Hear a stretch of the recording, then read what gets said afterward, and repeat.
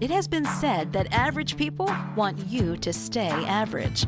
Welcome to the Breaking Average podcast, the podcast designed to challenge you to break the mold that average has on the world.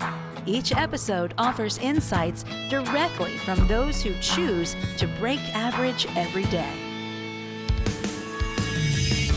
Now, for the latest insights, here are your hosts, Paul Gustafson and Rick Morris. Welcome to the Breaking Average podcast. I am Paul Gustafson, your co-host, and I'm with Rick Morris, my other co-host. And this is, man, we have a blast here. And Rick, this is a great time. Fantastic time. Love hanging out with you, Paul. Yeah. So I always enjoy the topics that we have today. We're going to be talking a little bit about something here that I think is an area of intrigue for all of us, right? We all have difficult conversations, right? Rick, have you ever had that experience where you had to have a difficult conversation with somebody? All the time, especially the more you move up in organizations, the more difficult the conversations become.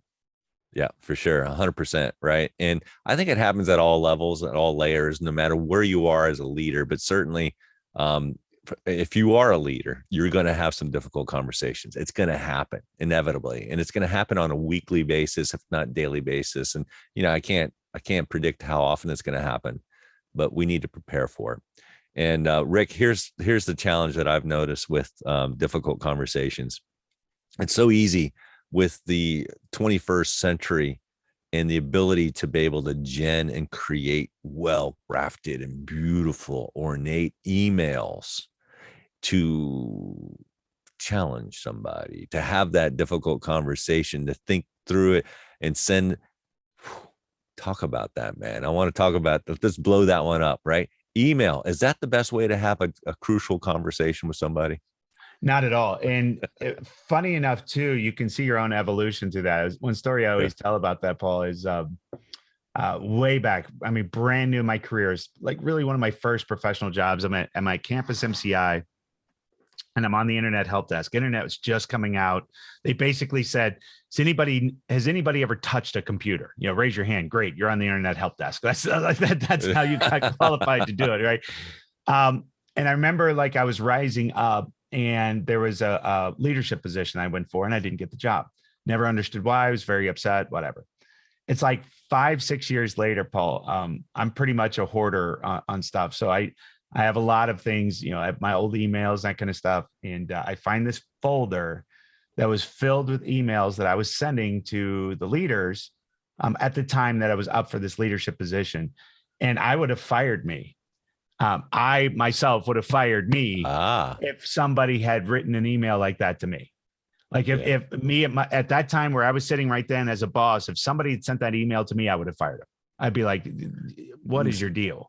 So was it just the voice in there? Like the tone of voice, it was filled with ego. It was filled with almost self-righteousness of being so right about something that doesn't really even matter.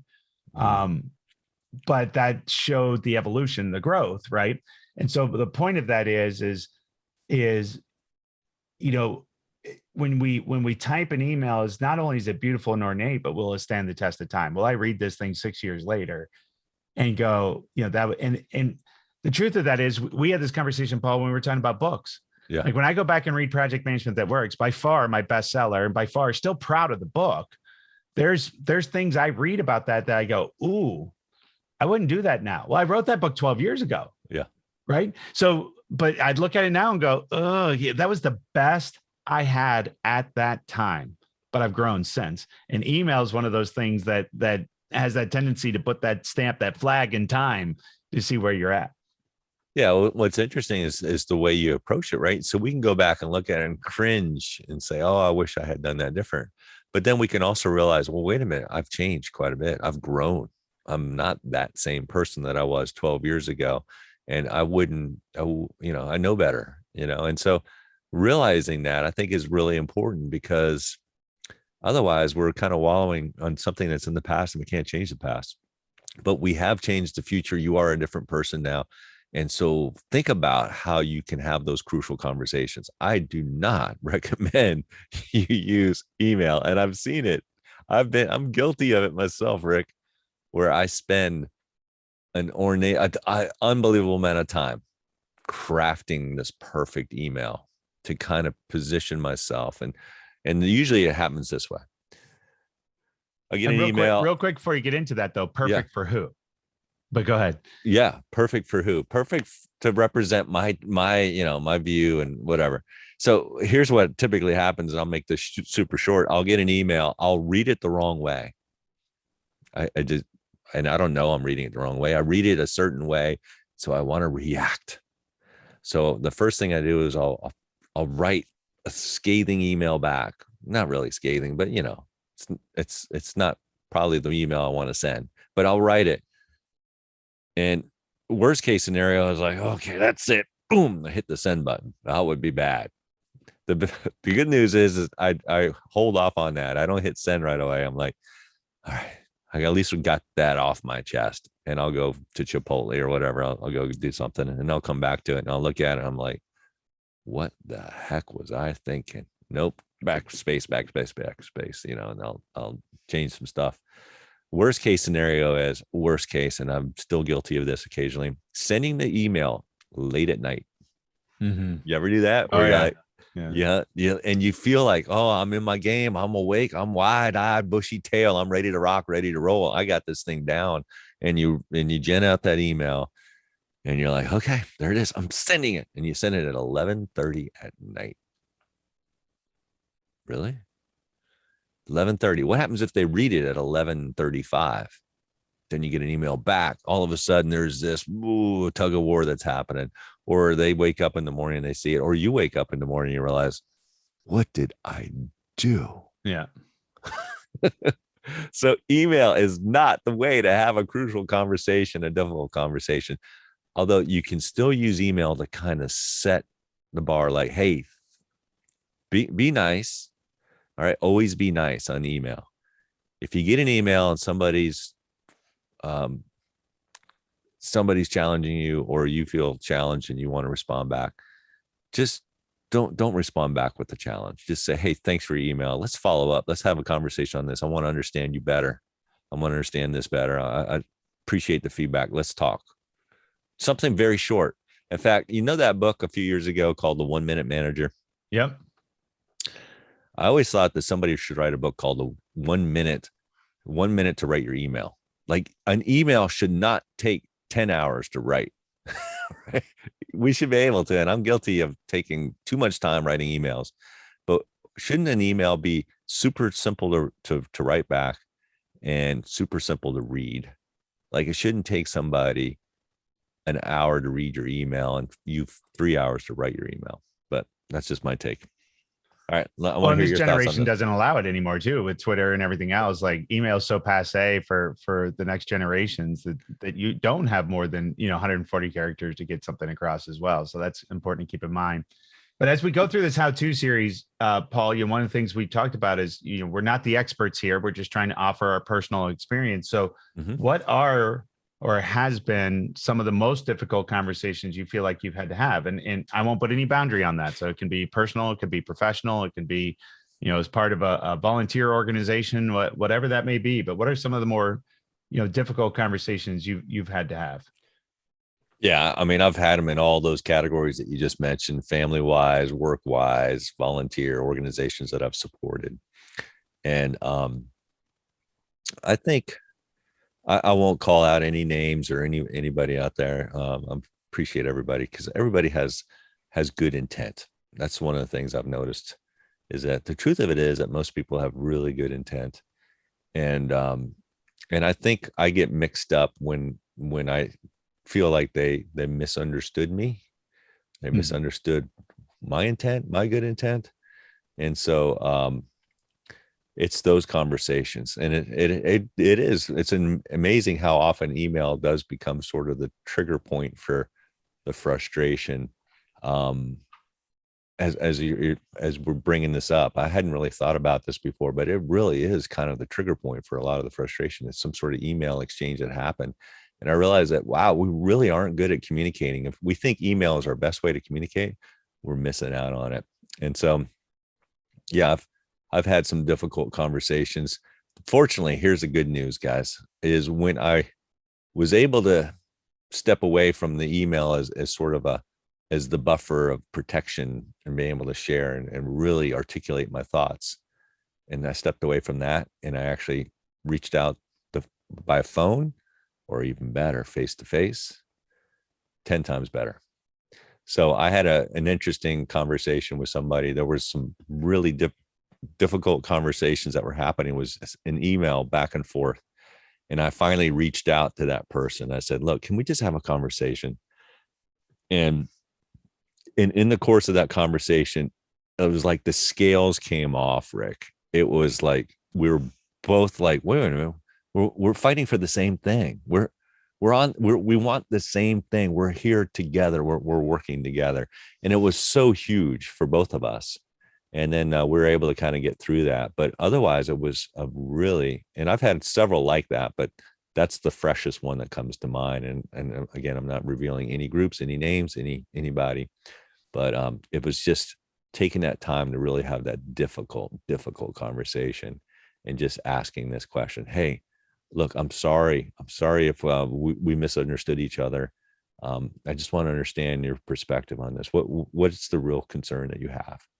And allowing them to share, and then allowing me, asking them first to share, allowed me to be able to respond to that. Right? Why? Because one, I wanted to share some empathy. I didn't want to have apathy. I wanted to have empathy. And I wanted to understand what it was that their perspective was. And that allowed me to have a conversation back. Like, well, gosh, I'm sorry that's the way it came across, because I can tell you that's not at all what we intended. Here's what we wanted to do. And then I can share that. And they're like, oh, well, now that I understand that. So it was that kind of moment. And I've had several like that, as I've mentioned. How about you? Yeah, I mean, tons of different ones. I would say the more difficult ones that come to mind, we had a young lady that dressed very inappropriately. And so having that conversation about, what's appropriate for the workplace and what's not, that was a very, very difficult conversation. Addressing things of personal hygiene is very difficult conversation. So you've had to sit down and talk with people about, bathing and body odor and that kind of stuff. Those are the types of, really difficult conversations that I think make or break, managers. Is can you do that with empathy? Can you do that with caring? Can you do that without judgment? How do you do that in such a delicate way that gets the point across, but does require some change? Those types of things. It's funny what you'll see people do to avoid those types of topics. And while I found those not particularly difficult, I felt like I handled those pretty well and got the desired result.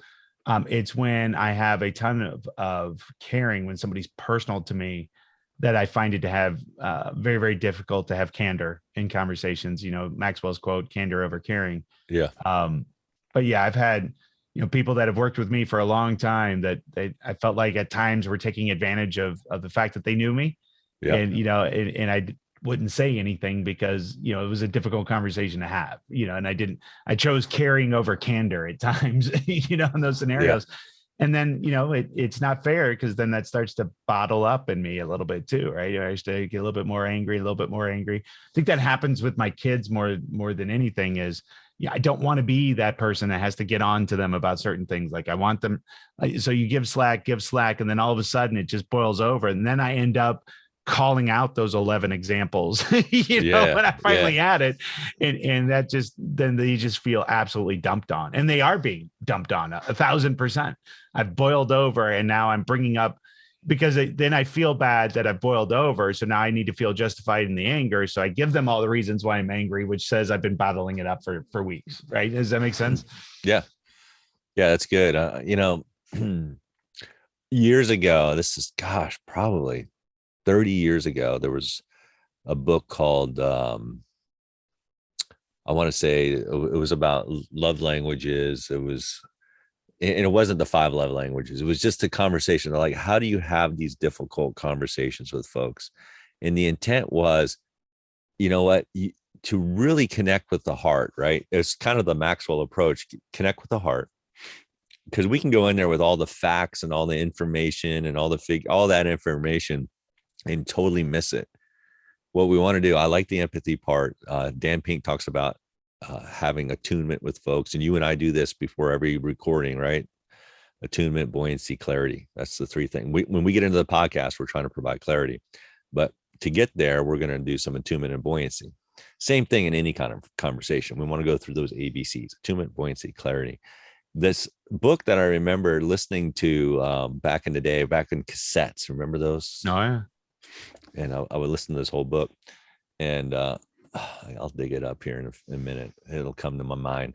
But it was really cool because it gave me this real new approach to have a conversation with somebody, and it was using a word picture kind of concept, being able to articulate a picture. And you can see this, like if you're a person of faith, you can go back in the Bible, Old Testament, you can see how Nathan, the prophet, we use word pictures to talk to David about Bathsheba, right? And once David heard the story, it was like, wow, who is this guy? And, when it was a word picture, and he was able to say, well, it was you. You're the one who killed her husband, and not having a good relationship there. And he's like, whoa, okay, yeah, I need to fix that one.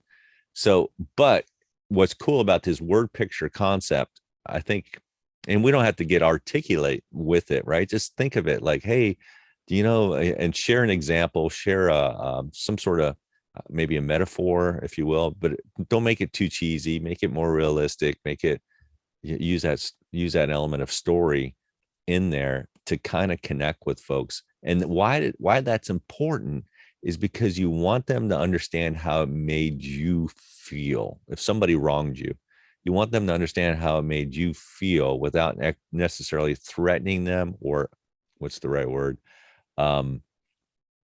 Injecting a lot of negative thought to it. You're being honest with them in a kind way. And I think that's critical. I don't know if you're familiar with the word picture concept. Oh my God. Not only that, but it's been something that really has impacted my career as a speaker. So I was contracted by CA to do these executive breakfasts and talk about the importance and the value of project management.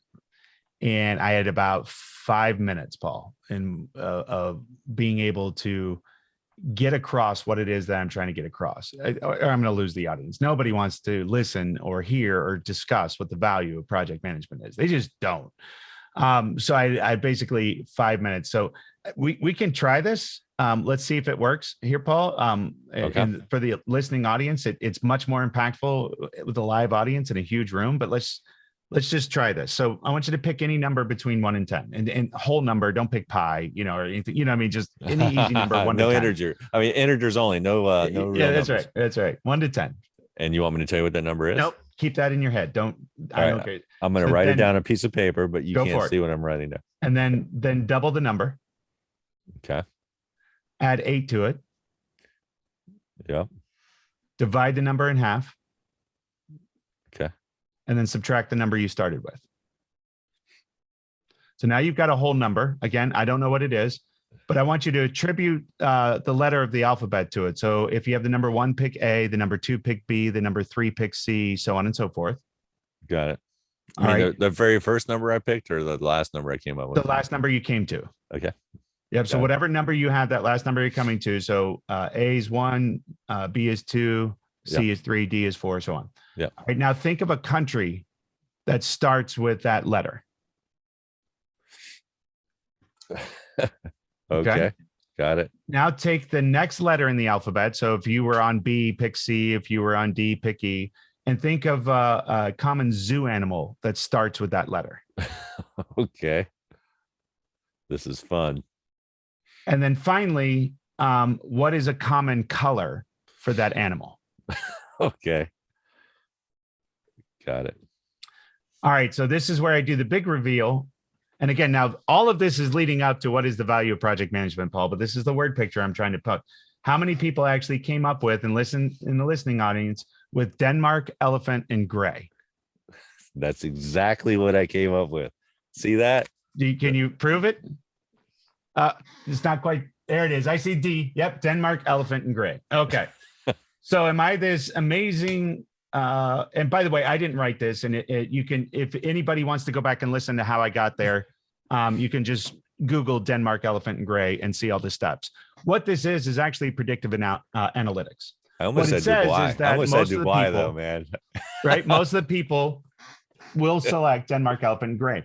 The other thing, so this is how I then relate this to project management. What I do is I say, okay, so if I started with pick a country and then pick a zoo animal, there's no way I would have gotten 98% of the audience. The other thing I do, and when I do this, by the way, Paul, is I'll circle back around. I'll say, okay, who picked Deutschland?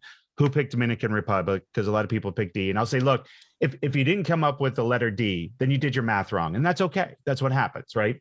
But then who got Dominican Republic? Who got Deutschland? For elephant, sometimes I hear eagle or emu. And for colors, some people say pink for the elephant. I'm not here to judge, right? So I always make a joke about that. But the point is about 85% of the audience will say Denmark, elephant, gray. I'll get about 95% of the audience when I come back with Deutschland, Dominican Republic, eagle, and emu. So the point is who would like to be between 85 and 98% correct in predicting their project outcomes? And I think everybody here does, but here's what you do is you actually pick a date and a budget before we give it to a project manager, which is the same thing as me walking out here on stage and trying to impress you by saying, pick a country and pick a zoo animal and see if I can guess it. The power of what I did was in the predictive analytics, which was part of the process. The first thing I did was allow you to make your own decisions, but I drove you to the number 4. Now, you may not have gotten to the number 4, and that's okay. Right? That happens from time to time, but I tried to drive you to the number 4, but you're the one that made your own choices. That's true. Then I led you through some questioning, which generally will predict some outcomes. Doesn't always happen. Some of you didn't get Denmark, elephant, and gray. That's okay. But some of you did, and 85% of you did, which means all I do as a project manager is lead you through a process that's going to generate predictive results. So if you want predictive results, let me drive you to the number 4 and let me ask you the questions before you pick a date, before you pick a budget, and we'll be fine. That's the value of project management. Yeah, that's powerful. That's good, man. You're dropping gold here, Rick, which is. But we can do that for anything, right? That's cool. But the point is that reaction of like, how did he know Denmark, elephant, and gray? That's that moment I'm trying to pick. And dude, when you do this with I did this with 5,000 people, and it works internationally as well. It is so cool to see all the hands go up, and you hear that ooh, ah, and the amazement that goes through the audience when they do that. But then when I can tie that experience back to why it's important to follow the process that I'm asking you to follow, not only that, but I'll do this in companies when I get hired. So I'll have 200 people, or whatever, that I'm building a project management process. I'll do this because what I'll do is turn around and come back to them and go, hey, I need you to do this. And when somebody asks me why, I'll just say, hey, Denmark, elephant, and gray. Just trust me. Just trust me. This is going to get us to that result. And that's it. I've now created a marker that I can come back to. But that's coming back. And we went on a huge tangent there, Paul, which you and I often do.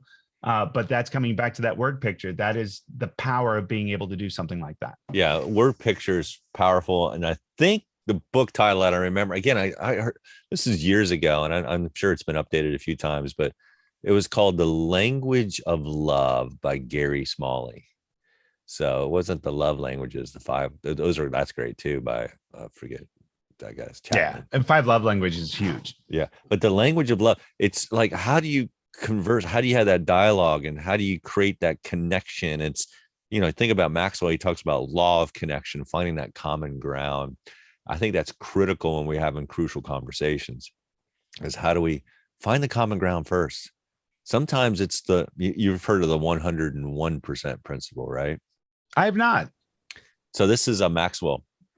Cool idea. It says sometimes you're not going to get along with everybody. Nobody does, right? But you find the 1% of something that you do connect with that person and give that 100%. He calls it the 101% principle.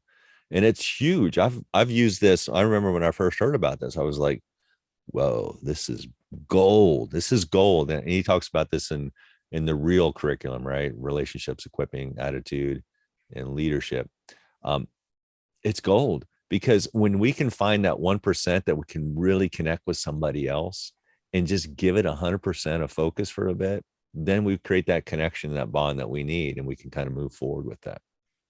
Think of back in the day when you had Jackie Robinson and he had those challenges on that baseball team. And you remember, I think I'm trying to remember the white player that was on the team, and there was some friction between the two of them.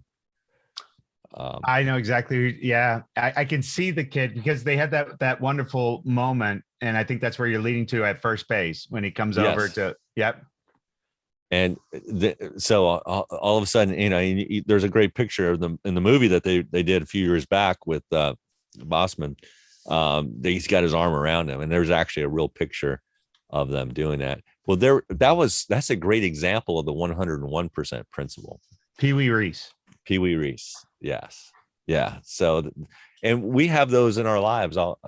Think about that person that you have had some challenges with at some point in time, but you've been able to overcome that. It's possible. So despite how you might feel like, gosh, I don't want to, because let's face it, guys, personalities are different.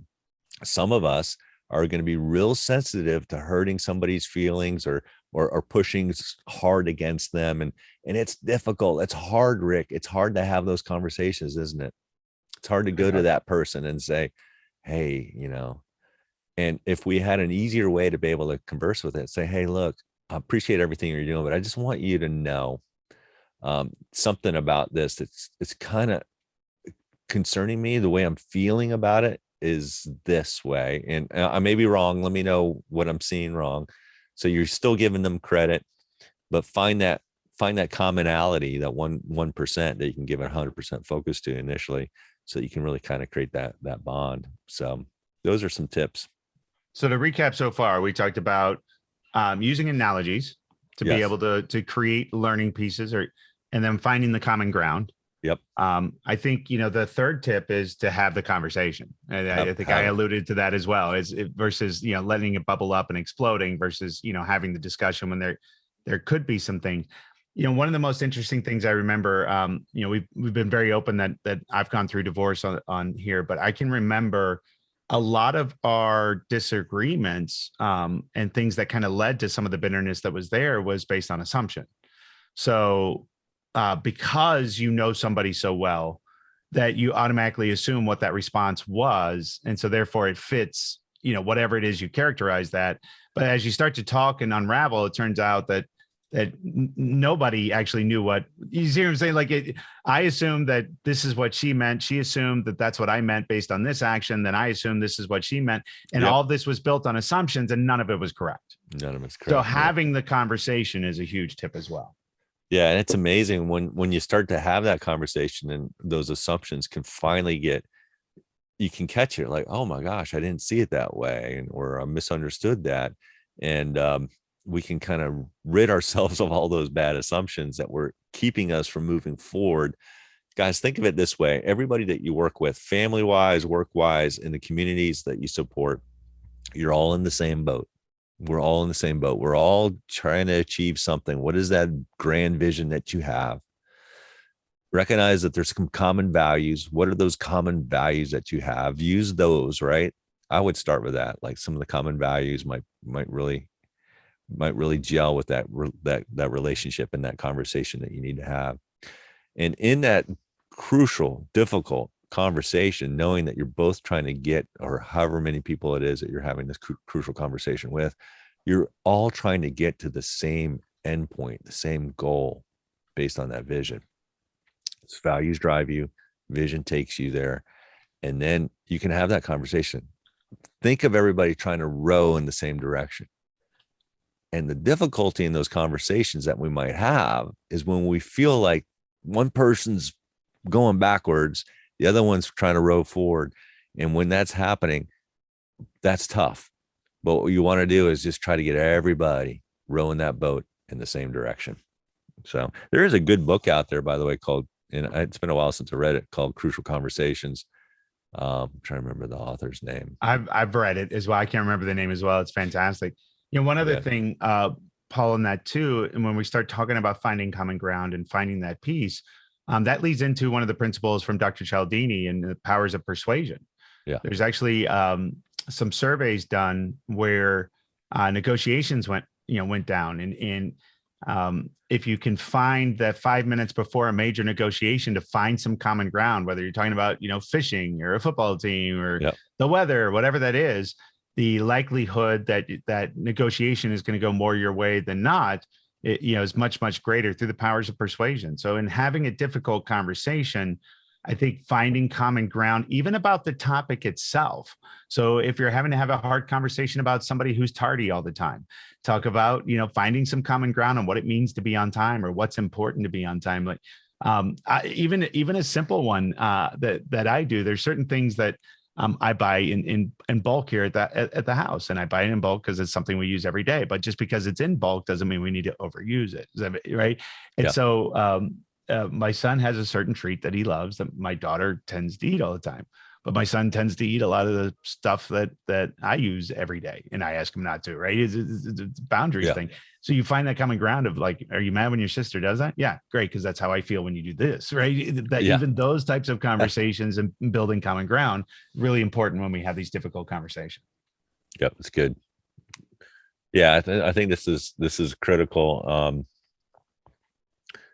And there's so many things to pull on this, but I would just be really careful because, guys, the propensity is to use email as that mechanism, or text.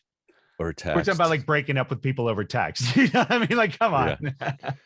Yeah. And it's tough. Find a way not to rely on those mechanisms to have those crucial conversations. Find a way to actually have face-to-face conversation with them, and just be kind, but be ready.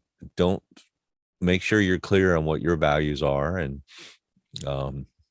have that conversation. I'm trying to pull up some of my notes on this. But we all experience it. There's that awkward elements to it. And here's the problem that I have seen multiple times. And you've already mentioned this word. We make assumptions. Oh yeah.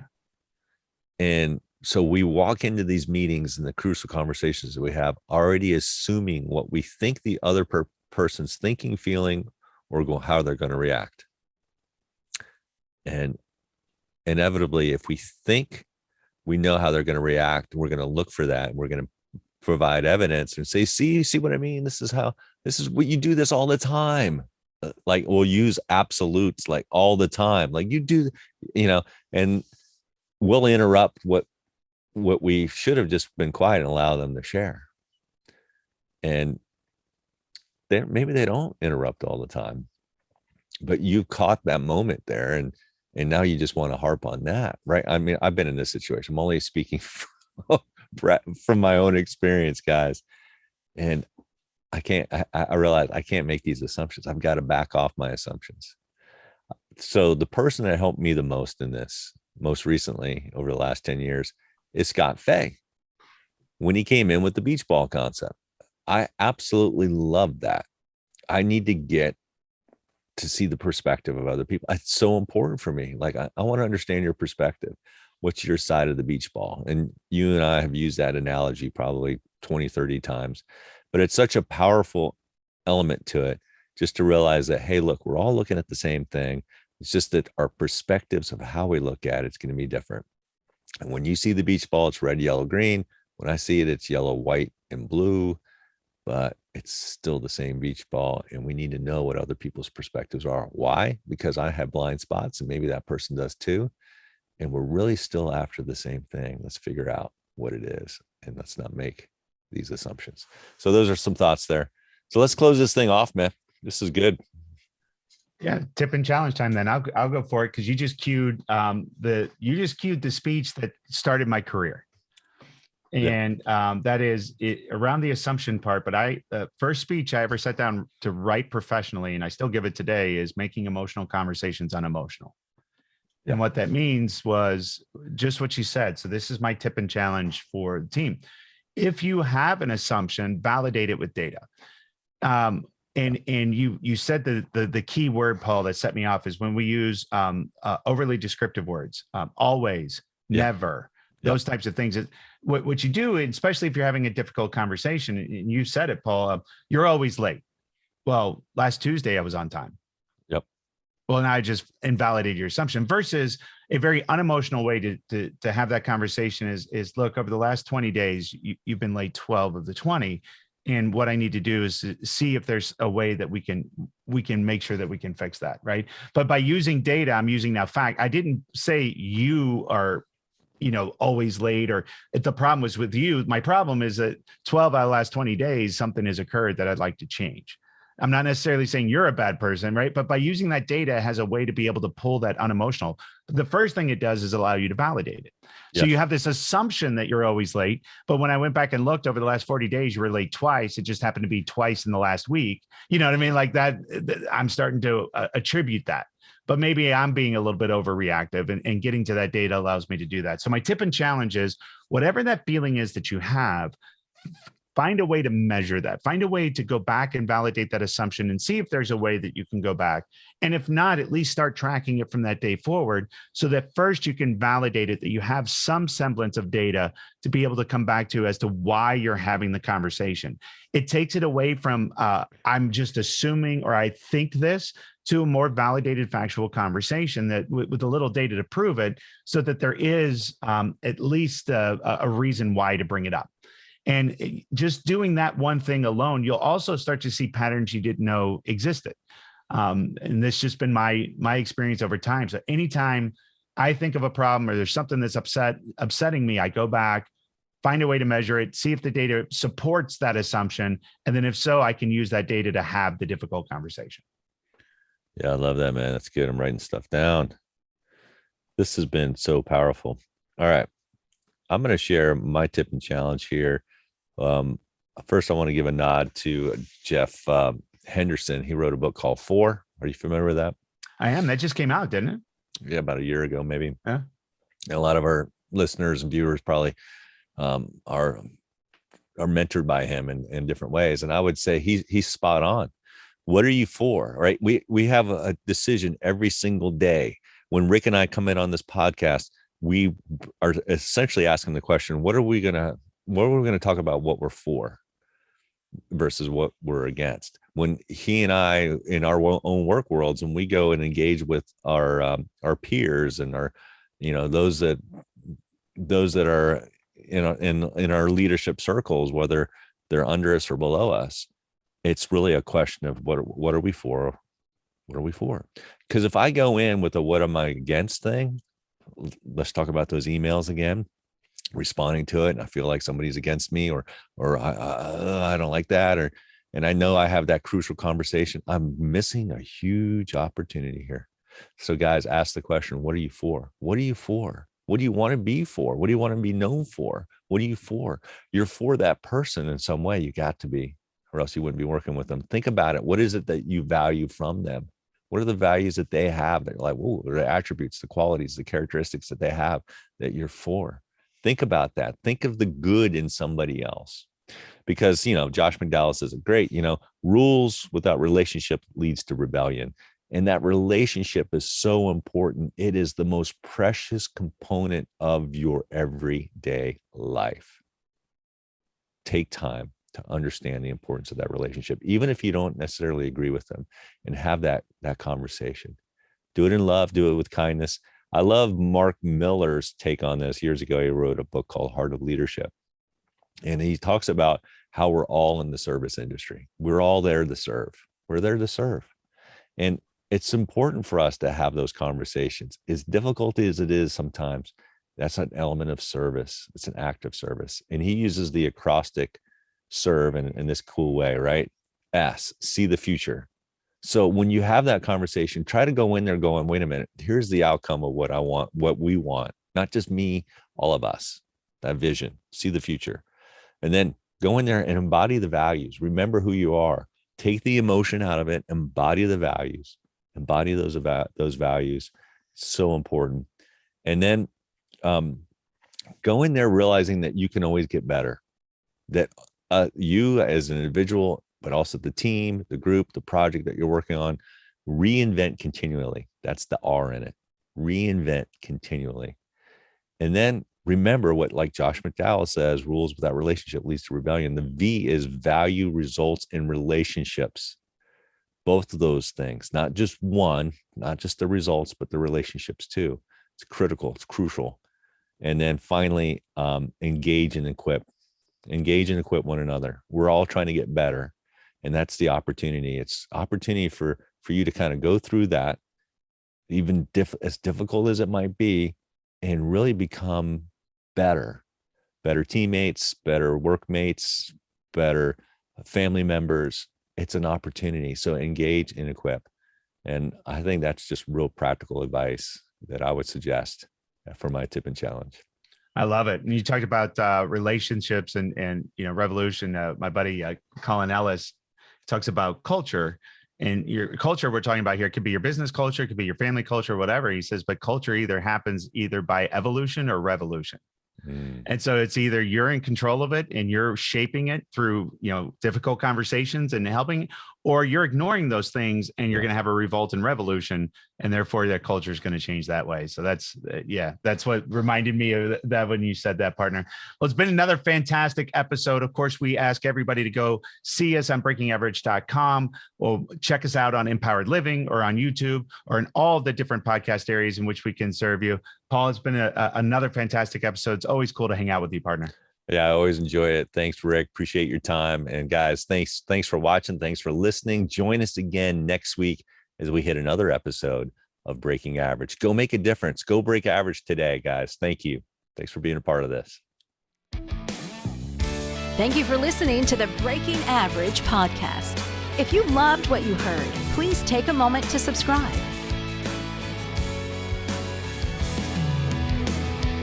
All opinions and comments expressed in this podcast are those of the participants and do not reflect the opinions or views of any of the advertisers, producers, or platforms. This show was produced by R2 Multimedia. A special thank you to Milestone Melodies for our theme music. As you continue your day, what is one action that you can apply from this podcast to your life? Tune in for our next episode as we continue to challenge everyone to break average.